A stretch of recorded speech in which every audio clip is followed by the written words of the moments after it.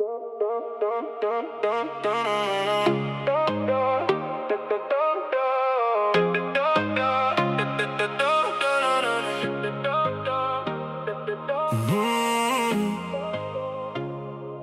jy dit al gevoel?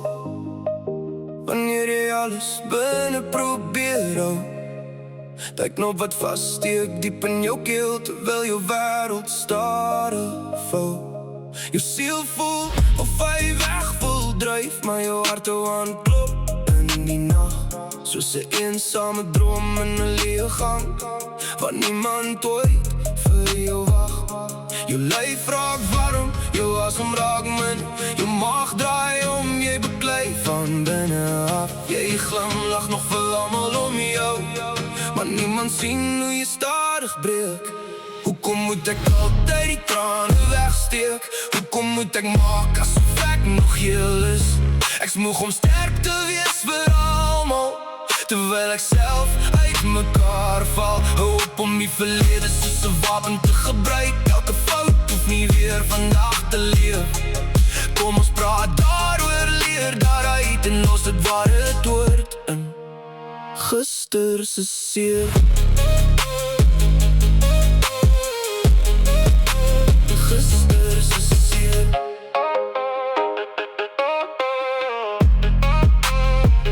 Ja, elke argument word weer dieselfde storie. Nog 'n lys van alles wat net ek verkeerd gedoen het. Maar hoe bou 'n mens môre as jy vasgeketting bly aan gister?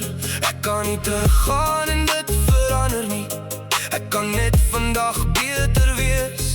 Gee my kans om dit te bewys, in plaas daarvan om my te ignore.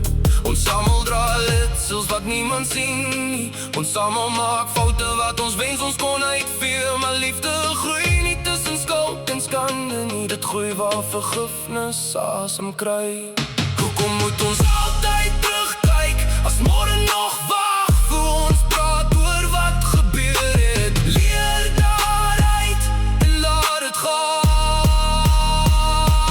Moenie die verlede gebruik om my vandag te breek nie, want niemand kan oor begin as elke nuwe dag met ou pyn begin. Laat ons die verlede los, sodat ons weer kan leer hoe dit voel om werklik lief te hê.